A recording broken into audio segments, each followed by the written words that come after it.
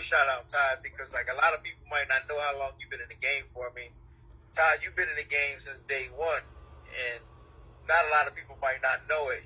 It's to me, when I see all these guys in the game, I always, I just go, man, you don't know what the game is about because you ain't even been in it. And when I see guys like you still involved, and like these new jacks come in, like they may not give you your respect, and they need to give you your respect because you've been in the game just as long as anybody. You know what I'm saying? So, if y'all out there, y'all better recognize Todd been in the game since day one.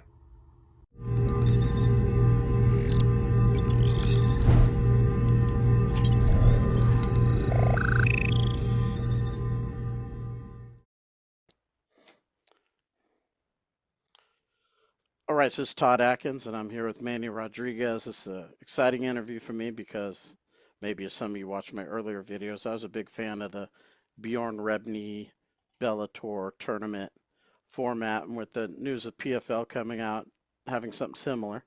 Um, I'm lucky to have Manny on because he worked for both Bjorn Rebney and he works at PFL now. So there's probably no one better to kind of look at these two. Um, I guess what's the word I could use? Like uh, born again tournament type event, as opposed to the previous one. So first, Manny, I'll just let you kind of introduce yourself to people. Well, my name is Manny Rodriguez, and I mean, if I have to describe myself in the industry, I feel like I'm kind of like the 3-6 mafia of MMA. Like I'm the most known unknown. Uh, I started as a fighter in Southern California. Started, in the King of the Cage era back in the day, the Total Combats in San Diego. And after I was done fighting, I was coaching and then managing fighters with a group of guys that were also kind of retired from fighting in that San Diego area. So it was like Eric Del Fiero and his guys down south. And then it was us in the North County Fight Club. And that's actually how I got started with Bellator and Bjorn Rebney and Brad Epstein, because at the beginning it was Bjorn and Brad, and they were the co-owners of the brand originally. So I got started with them. Yeah, it was probably 6 to 8 months before the very first event. So the first event was in April of '09. So this was in summer, fall of '08. And Bjorn had this idea. He wanted to do the crazy, $150,000 tournament. He had the TV deal in Spanish with ESPN Deportes.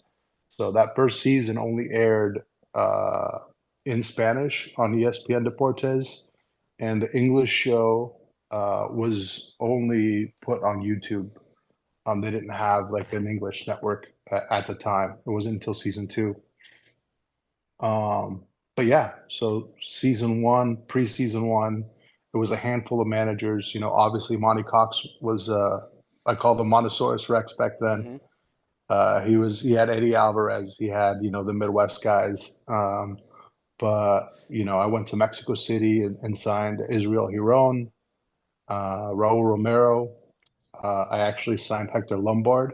I found Hector for Bjorn and I actually signed him.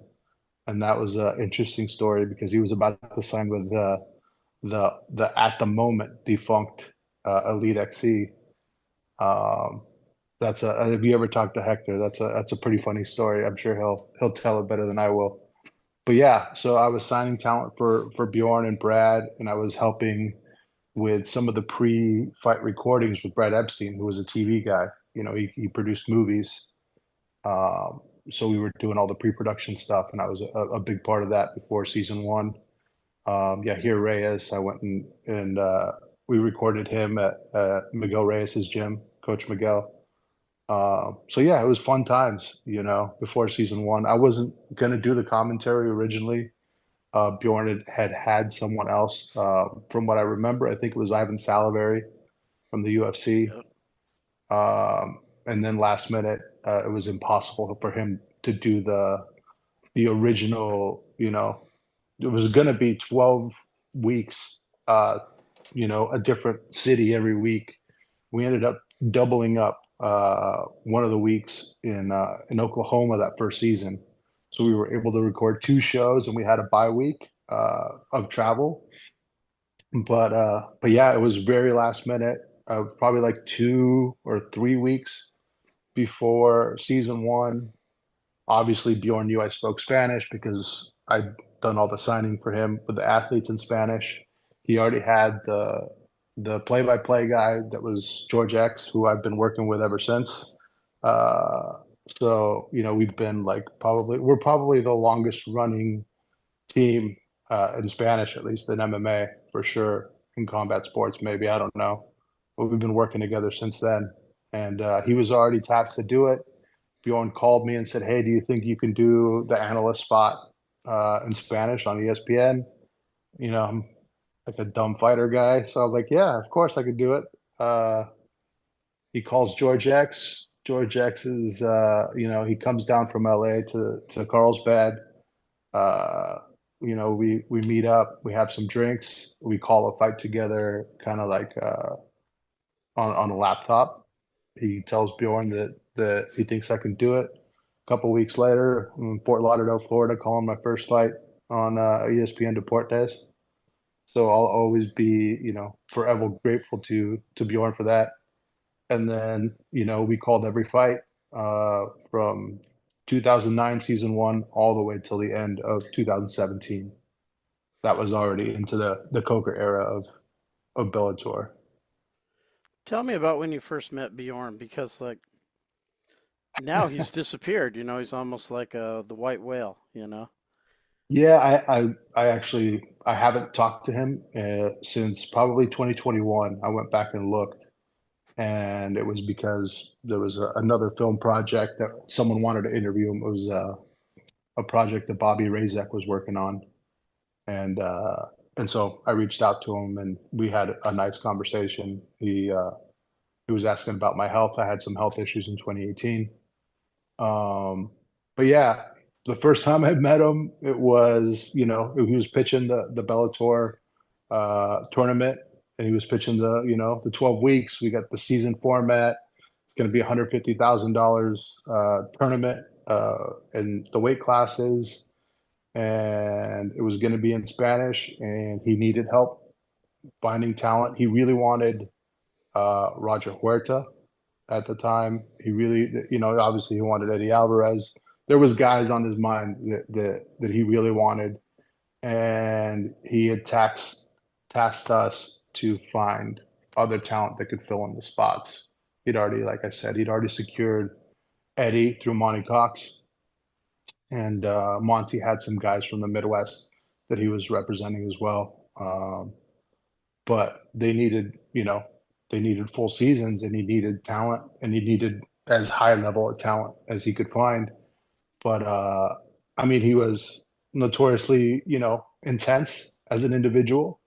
But when you're around the fight game long enough, I say it to everybody, like every promoter's the same.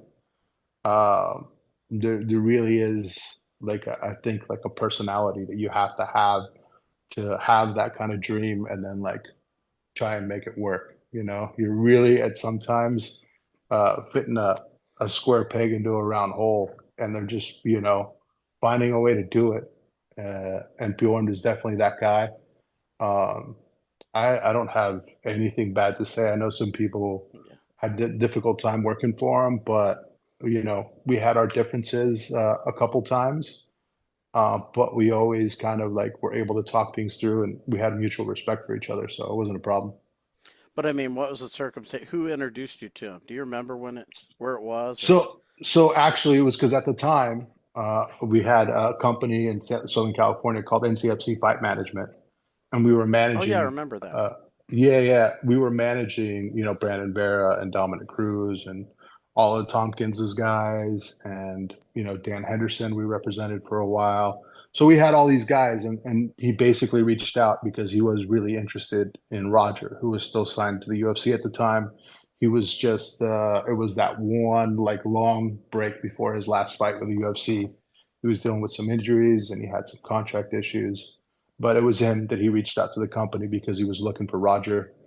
And then he found out that we had some other talent and who it was. And then he also found out that we had a knowledge and we had connections. So he contracted us to sign talent for him. And I didn't watch it on ESPN Deportes. I wasn't aware of it at that time.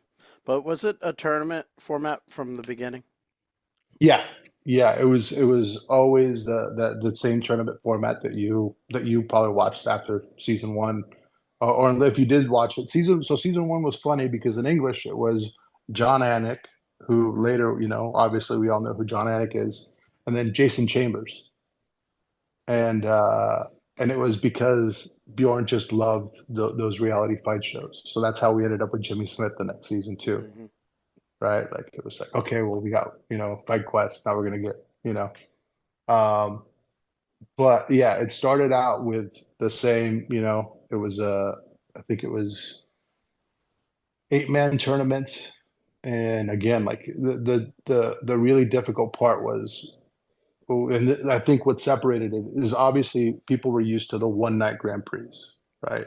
Like the old school MMA guys, you know, original UFC's one night Grand Prix. Yeah. And then we were doing it, but it was, 12 weeks, which isn't a whole lot of time. Mm-mm. You know, Three fights in that's three where months. Yeah, 3 fights in 3 months, yeah. and hard fights, obviously, right? And again, it was universal MMA rules, so elbows were allowed.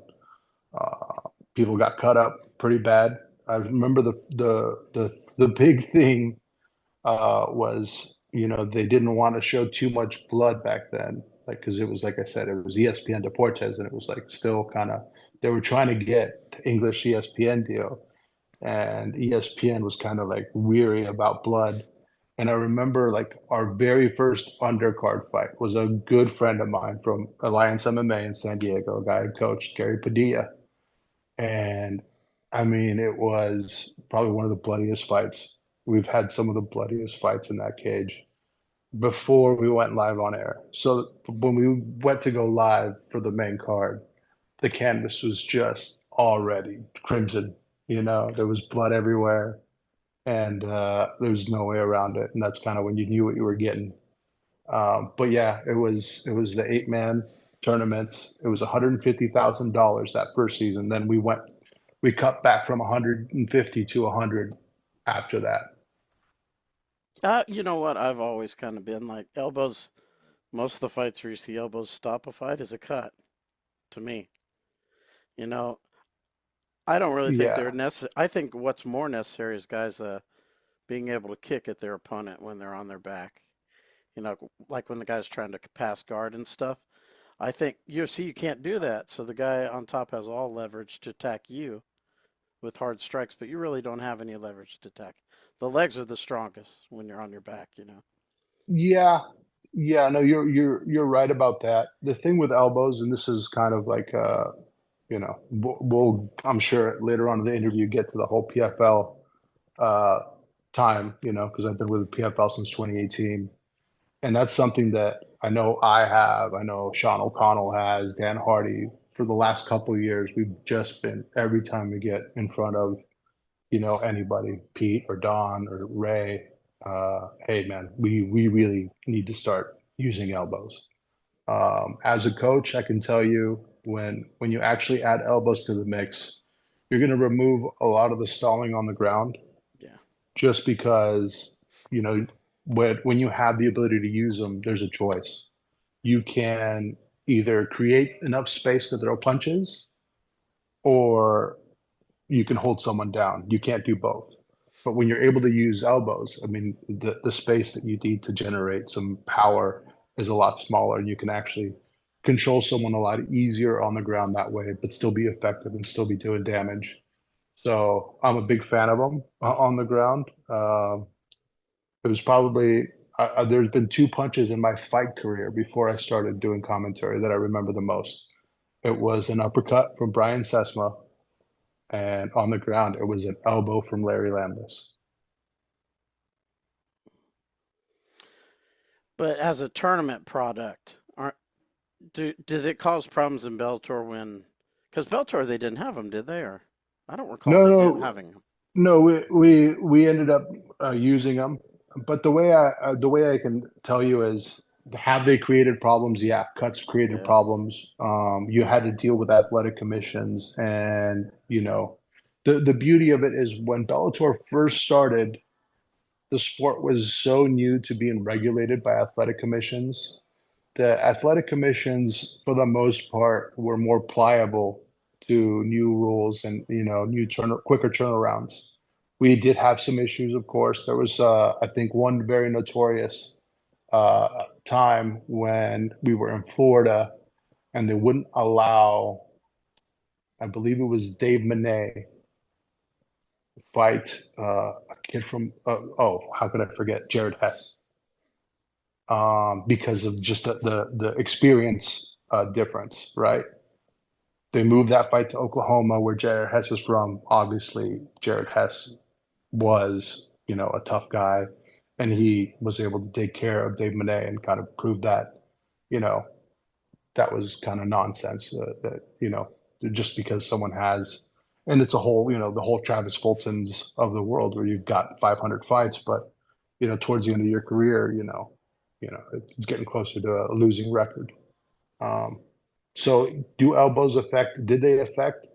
Not that I recall like any of the outcomes, but yeah, we did have some issues where we had to move some fights around, to the next week because of cuts.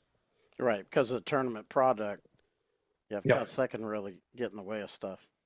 Yeah, and I really do believe that that's what the holdup was in the season format of the PFL. People just, I think Don and Pete really wanted to have the guys that were winning and moving on and earning the points and getting to the next, the Mm-hmm. next level, be able to make it to the finals, right?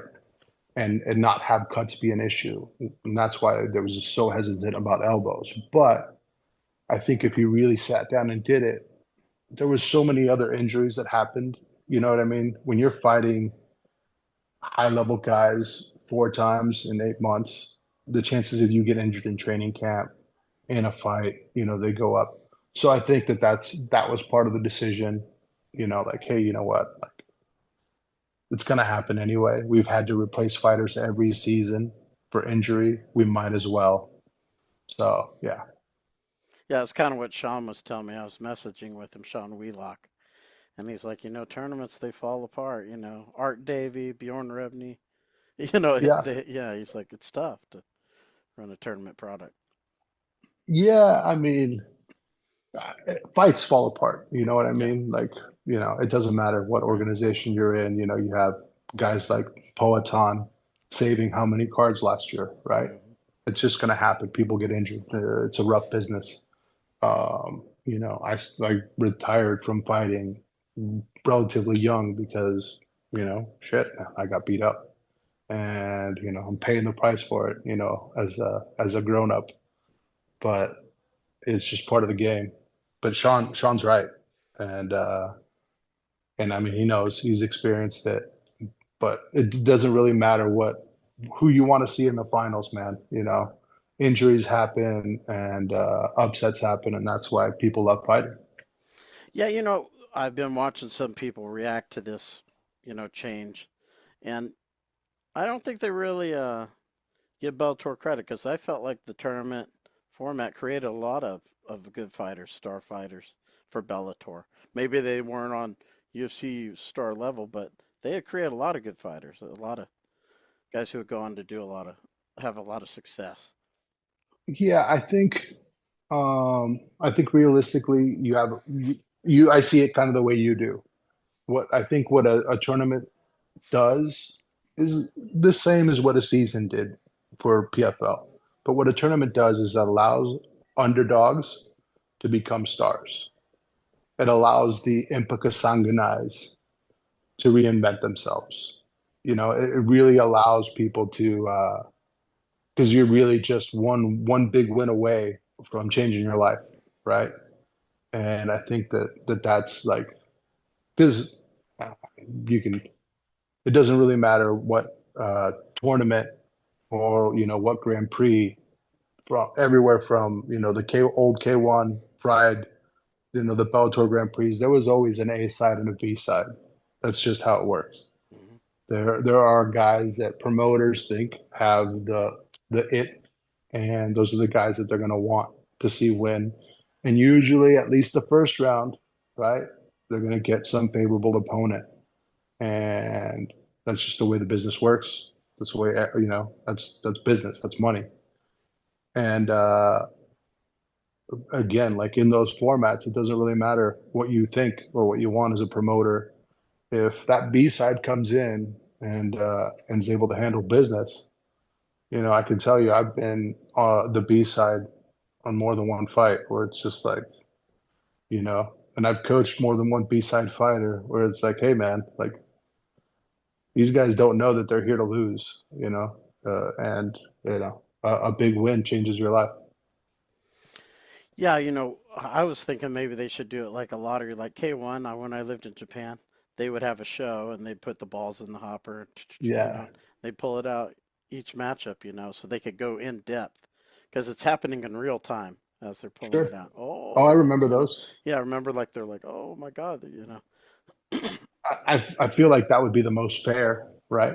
But I can tell you that we never did that in Bellator Right, right. because, I was part of season one's matchmaking, and I can tell you, you know, I mean, I do remember the Hector Lombard talk, right?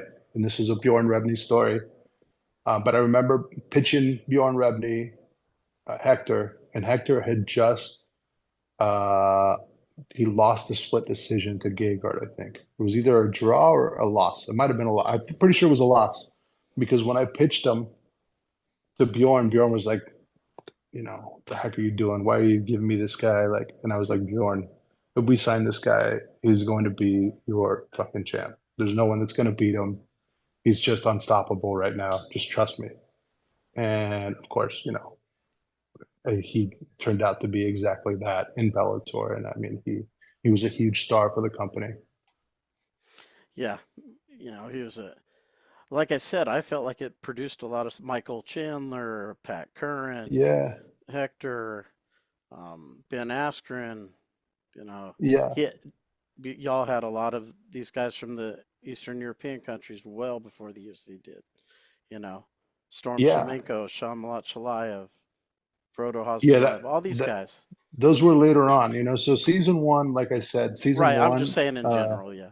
yeah, season one was very much Latin fighters, right? Like that Hmm. was the whole gimmick because of ESPN. And then once the English broadcast, got sold, the rights got sold, then there was a bigger emphasis, and that's when Bjorn brought Ken Pavia on board to help him.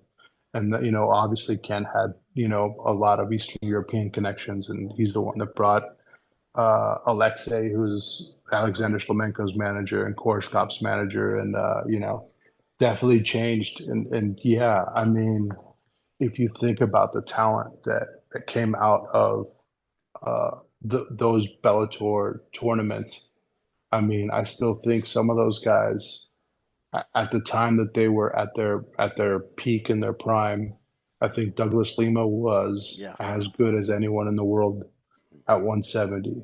I think um, there's a lot of those guys that stood out. Obviously, Mike Chandler has proven to be, that guy too. I mean, I feel like if he would have fight more intelligently Yeah. instead of just wanting to be an entertainer, Hmm. he would be on another level just because his work ethic and his skill set. I mean, the guy's phenomenal, but he's also a guy that's providing for his family, and he found a way to do it effectively.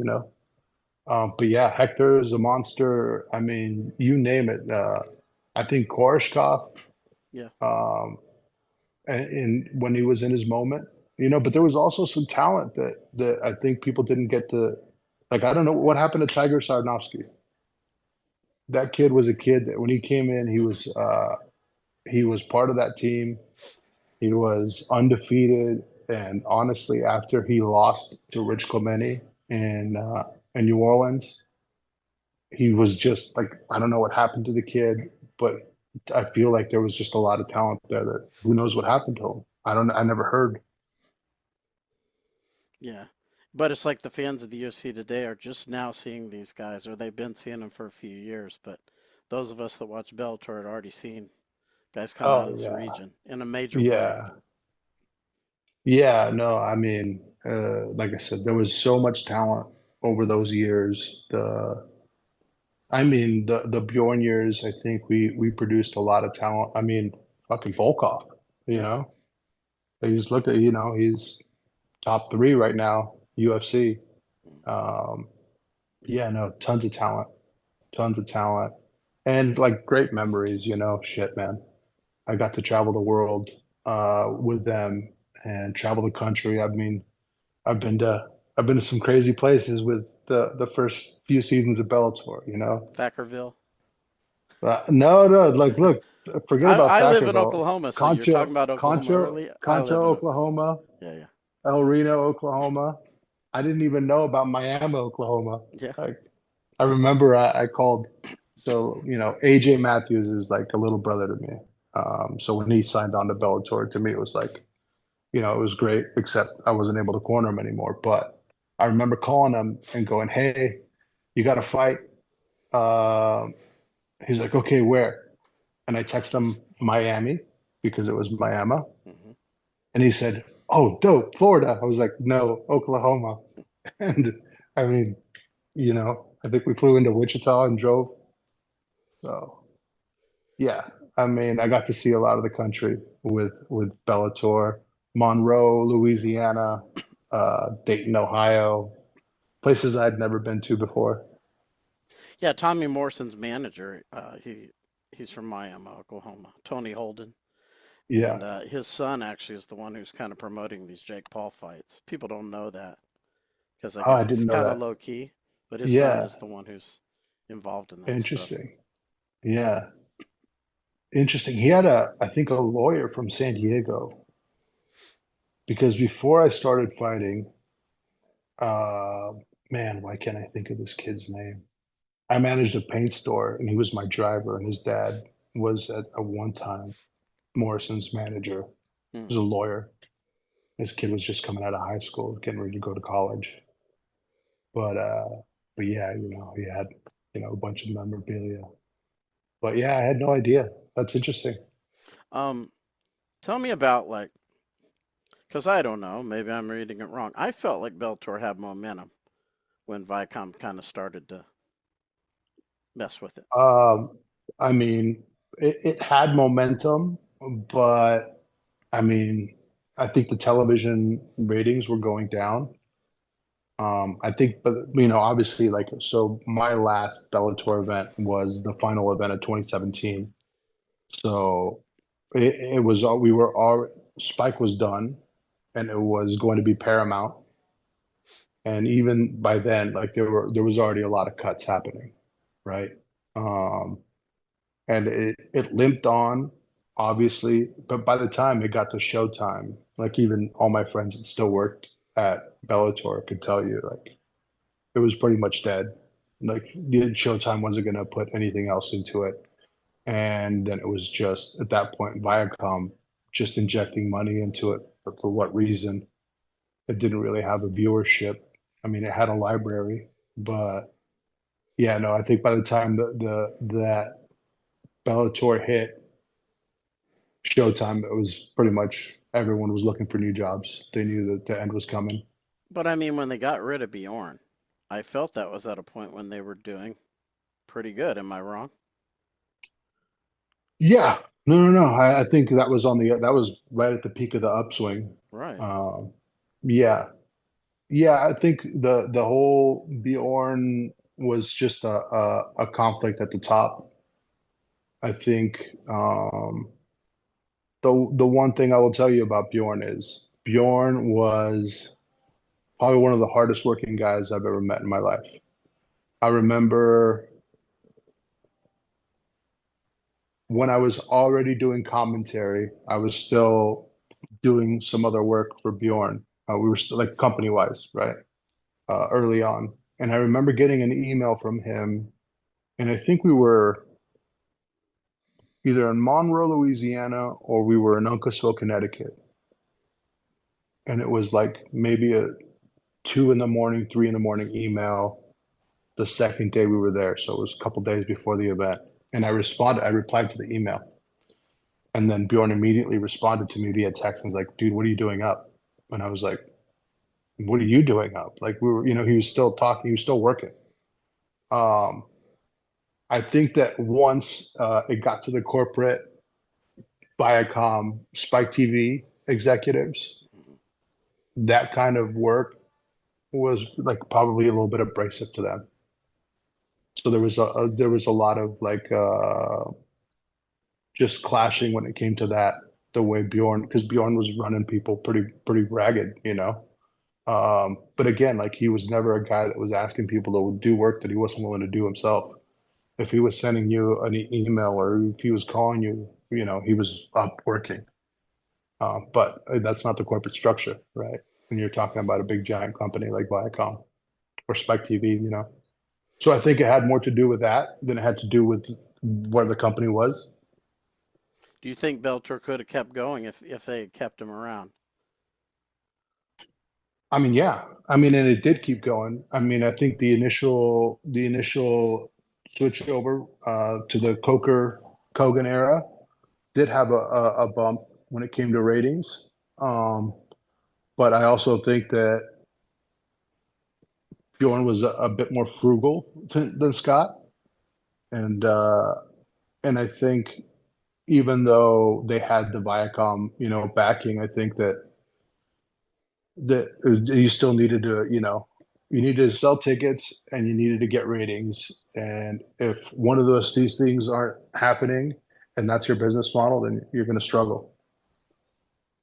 And Yeah, I also, felt like as you grow as a company, as your fighters get more experience, you're paying a lot more money, right? Like you can't pay a guy that you paid, 2 years ago the same amount.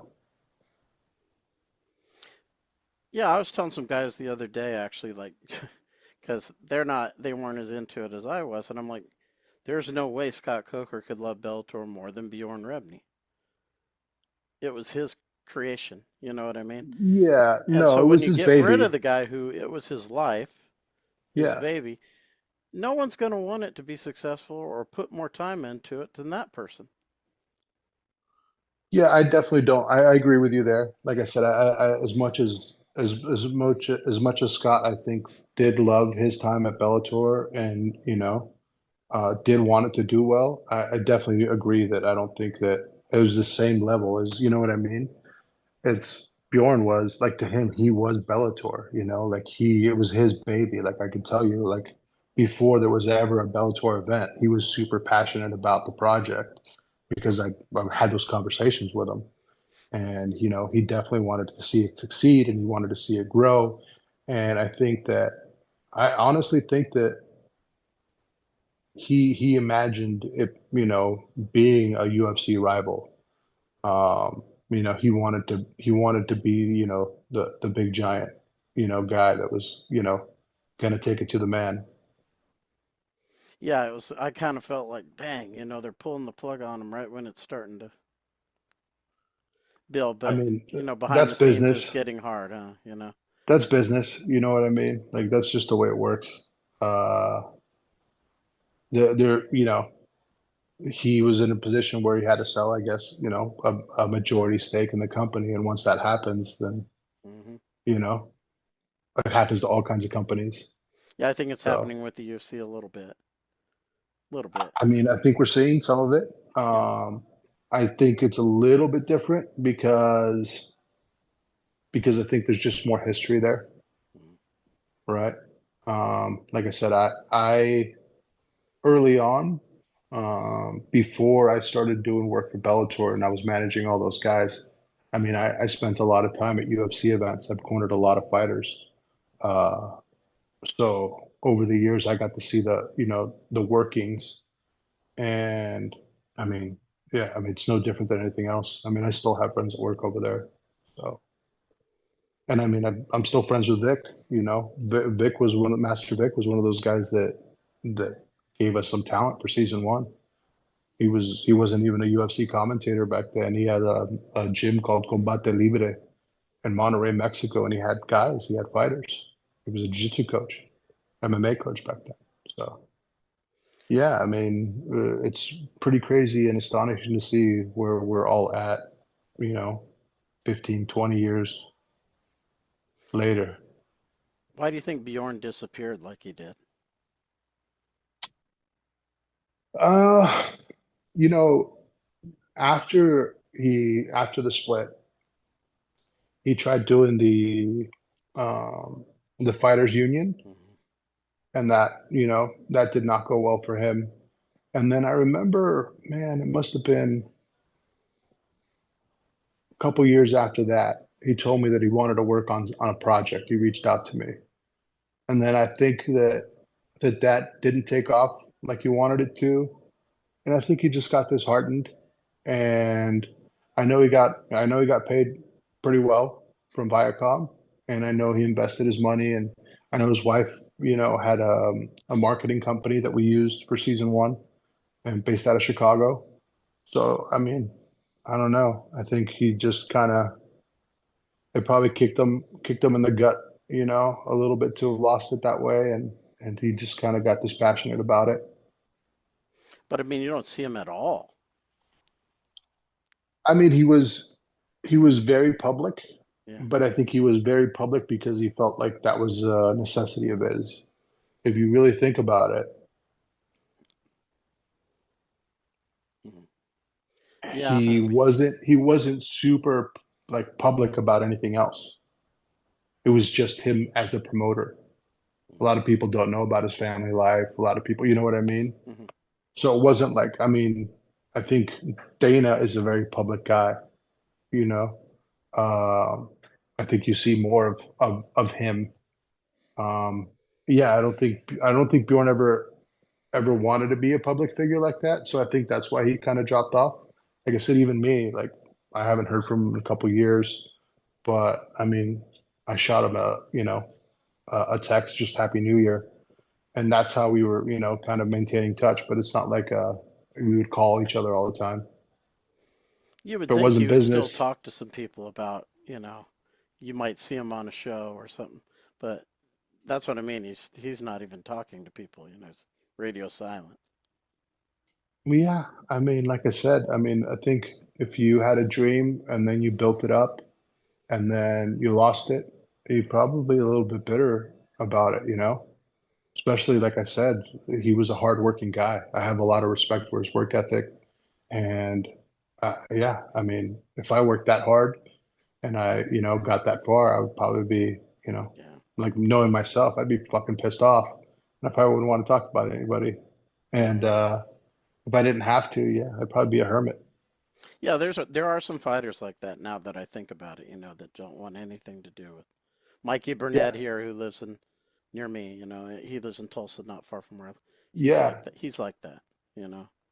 yeah. There are those guys, I know them too, you know. I know plenty of fighters that, want nothing to do with fighting, don't want to know anything about fighting. I have some good friends that, that if I mention MMA or if I mention jujitsu, like conversation stops and hey, yeah. Yeah. That's wild. But I mean, it's understandable. Yeah. I Because mean, you lose a lot of it left a yourself. bad taste in their mouth, huh? No, and I think you lose a lot of yourself. Like I said, I've got, shit. I think my last, spinal, MRI, I think I've got problems in 12 discs, Yeah. a couple of impingements on the neck. So I've got like, nerve problems going down my leg and doing down my arm, like, knee problems, shoulder problems, you name it, elbow problems. Yeah. I mean, I can sit here and be, negative Nancy and tell you how difficult it is sometimes to get out of bed. But I mean, I also am like a different kind of guy. Like for me, like it's a memory of like some crazy life. Like one day I'm going to write a book. I'm going to write a tell-all, and it's going to be, full of some crazy ass stories because some of the shit I can't even believe that I did and or that I lived, you know. It's crazy. Now let's kind of get to the new PFL. Like, had you heard that this was coming, or did you not Yeah, hear? I mean, I knew, I knew about some of the changes, of course. Um, but Yeah, no, I think How long had that uh, discussion been going around, at least from your vantage point? of changes coming since, since last year. Oh wow. Yeah, but I think, the people were just unsure of where to go with it. Again, like it even took me a little while early on to get used to the season format and to get to the points. And I think I think when us as commentators are sitting there during the playoffs and we would have to sit there and kind of do math and start looking at tiebreakers and all these other things, Yeah. if it's that confusing for, for us and we have like all this stuff going on for the people at home, I can't, I can, and there was all kinds of frustration from fans about the season format. And I think the switch to a tournament, just a straight tournament, makes it a lot easier, a lot simpler. It's more streamlined. That made sense. We Plus, talked about the elbows, plus, I think it's good. Like when the guy wins, you're putting him in front of fans like once every. Bjorn was doing it once every month, but at PFL they're going to be able to do it like once every. Well, you got to remember. So he was doing it once every month, but that was pretty difficult. And after season one, it was a full year before we came back. Yeah. So it took years before we were able to do, I think it was 3 years before we were able to do two full seasons in a year. So, I mean, it takes a toll. Um, I think that this new format, it's still going to be difficult. And I still think we're going to have, obviously they're going to have alternates, but you're still going to have people that are going to fall out. That's just how it's going to happen. It doesn't matter. It's the nature of the sport. I mean, you can't train to fight someone and not fight someone. So people are always going to get cut. They're always going to get hurt. I've been in probably every big gym in the country that you can, imagine. I've been at ATT, I've been at Killcliff, I've been, I coached at Alliance for years. I've been up to AKA. I remember, traveling to Team Quest. I remember traveling to Team Quest when it was like, in the back of Lindland's uh, car dealership, the warehouse. And I remember it was there with Jason Lambert. I remember putting stuff on, and it's just like, you're hitting the guy behind you. And it's the same thing at every other big gym. People bump into each other, roll ankles. It's just, you're not going to get around it. But I do think that the new format is going to make it easier for fans to just consume the product because you're not having to do math anymore. It's a clear thing. Like this person won, they're going to fight this person next because they both won and they're advancing in the bracket. I think that it just makes sense and it's easier for people to just look at and be okay with. And then I think that, like we talked about, I think that the use of elbows, the addition of elbows to the product is just huge because again, it's going to remove a lot of the a lot of the bad transitions on the ground, right? Because you no longer have to give up a whole lot of space. Um, and I think that some of the talent that we got is going to be able to manipulate that part of the rule set pretty well. Now tell the fans, the ones who haven't watched Don talk, what's the difference between PFL's tournament and Bellator's? Well, I mean, obviously, I think that the PFL tournament, the fighters are going to get paid a lot more. Right. That's just that right off the top. I know people are talking about the pay cut, but it's not really a pay cut if you do the math. Because what was going on before is these fighters were, and again, like PFL, for the last, years, I have friends that have won the $1 million and those checks cleared and it changed their lives, not just O'Connell. Emiliano Sordi is a guy that I went to Argentina and I signed him to Bellator. I saw talent in that kid. And, I'm the one that signed him to Bellator and, I'm the one that pitched him to PFL, like that kid. And he had an amazing season. And to me, like that's a prime example of how PFL really changed lives and gave guys opportunities that a lot of companies didn't. because he was out of Bellator. He had just lost in Dana White's Contender Series, so he was done there. And by the way, you want to talk about a shitty contract? That contract, at least the one from those years, was horrible. And then he gets a shot in the PFL, and the next year wins $1 million, changes his life. Um, but the biggest difference, yeah, the money that these kids are going to be able to make. I think it's really good money. And then if you win the tournament, you're going to get an extra $500,000. Where before you would make a total. Well, some of these guys are making real money. Like some of these guys are making, 500 grand, 600 grand a fight.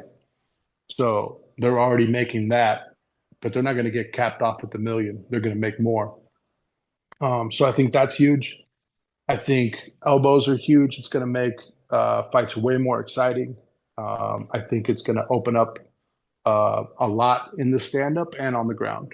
And I think you're going to see guys that there's guys that I think are superstars in the making. Like I think Shamil Musayev is probably the best welterweight on the planet. I think that guy has that kind of potential, and I think well, you give a guy like that use like elbows in a tournament, it's going to be amazing. Um, so yeah, I think it's just going to bring more excitement to the fights. I think it's a lot easier for guys to make it through 3 fights than 4 or 5, like they were doing, in the past. So I think we're going to see more of those guys make it through. Um, so yeah, I think overall, it's just I think the differences between what they were doing, it's I don't want to say easier for the fighters, but it's easier for the fighters. So I think we're going to have a lot more happy fighters at the end of the season. Like Bjorn's was 12 weeks. How long is PFL's going to be for people that didn't It's going to be watch? 4 months. It's going to be 4 months, 5 months, April, 5 months. Yeah. So you're gonna, you know what I mean? You really are gonna be able to recover, And again, like if you get cut from an elbow, you'll be able to. Most commissions will give you a 90-day for a cut that you can get signed off after 45. So yeah, I think it's going to be huge. I think it's going to make for just a more exciting season. And I think that everyone's talking about the death of Bellator, and obviously, like we're talking, like I could talk about Bellator forever. I Yeah, have I know. so many memories of Bellator. I could literally talk about it forever.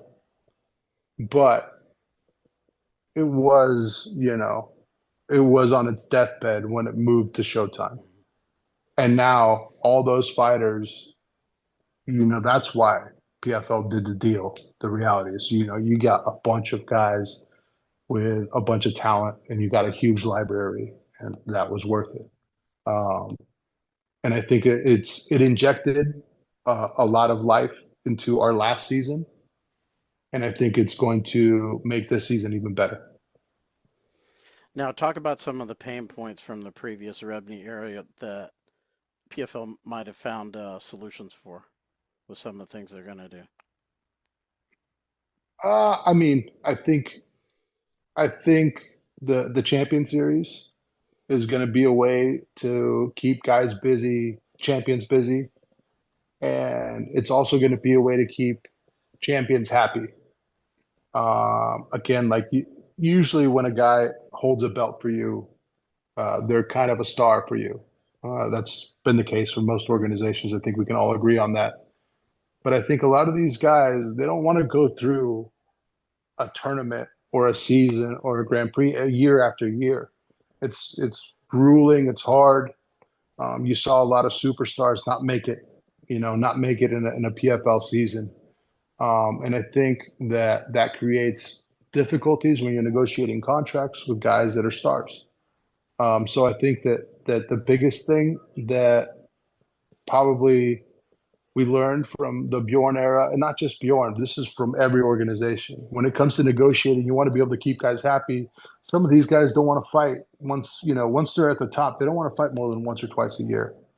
So a champion series, I think, allows you to do that without having to put them through the global tournament format and still retain those superstars, those Ngannou's that, like, do you do you even want them to fight more than once a year? They're getting towards the end of their career, but they're still superstars.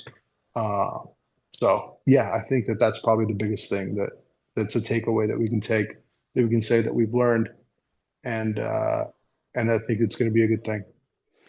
Now, as you work for PFL, talk about when they acquired Ngannou. Like, what was Oh, I the mean, lead up so to it, and just kind of what the reaction.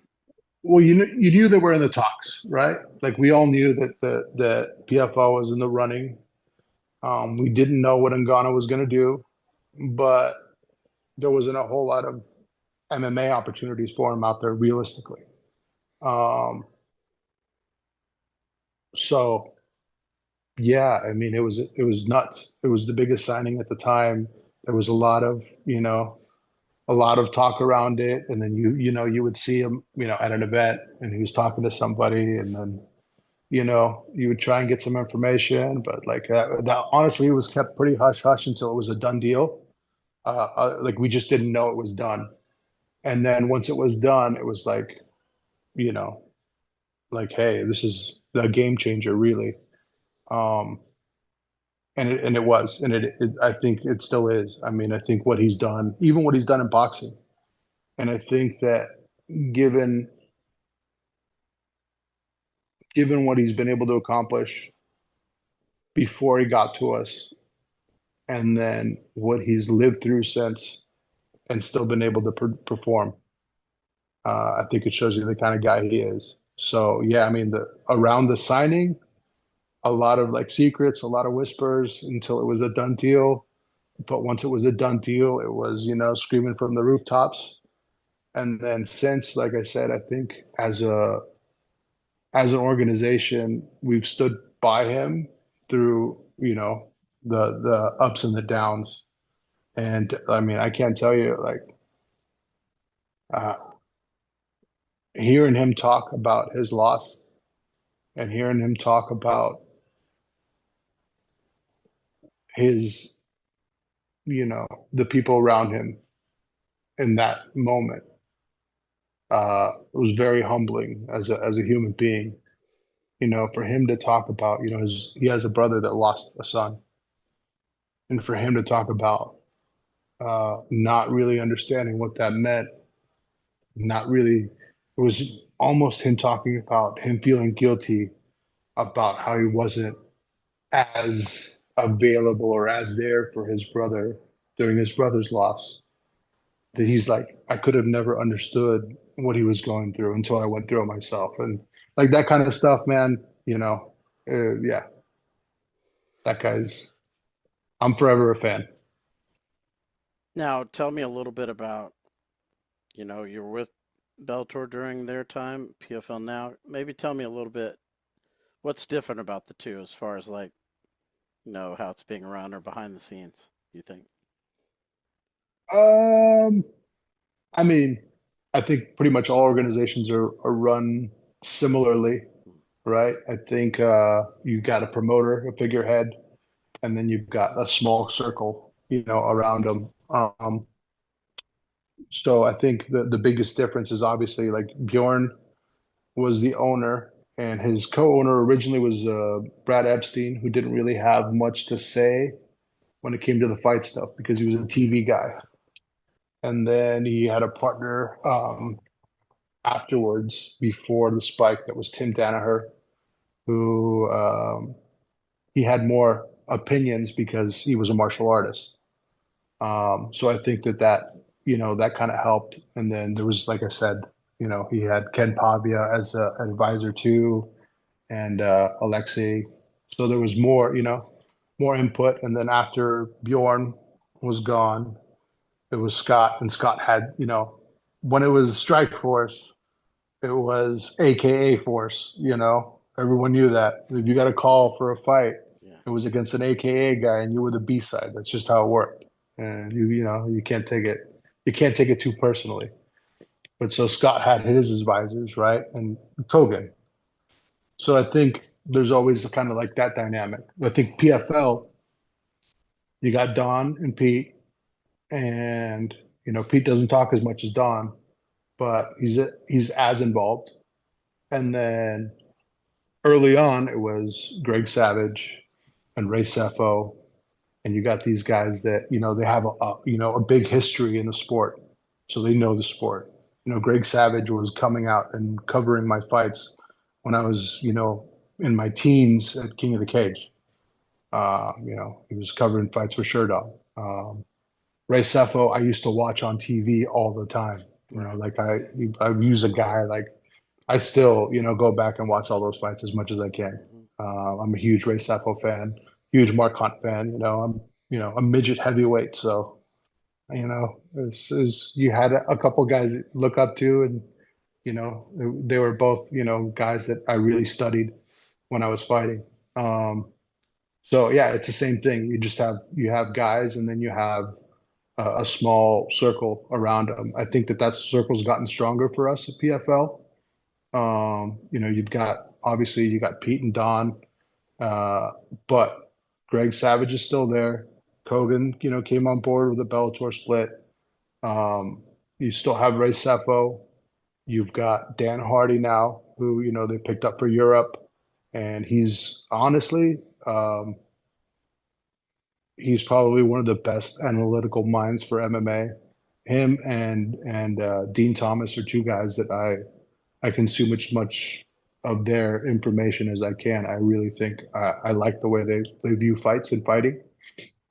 Um, and then they hired one of my old buddies from the Bellator days, Chris Kaiser, last year, um, and he's kind of helping out with the product as well.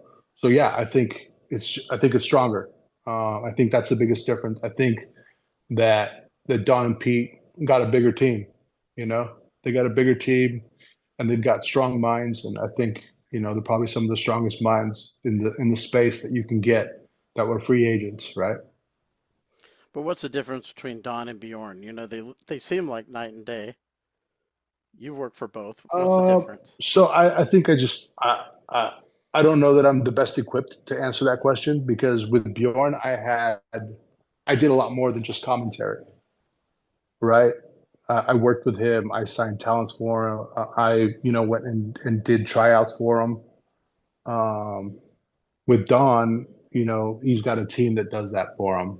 So my interactions with him are a lot more limited.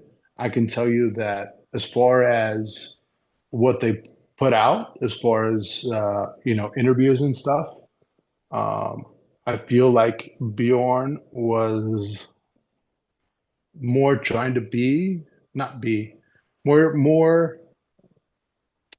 His personality was more like a Dana,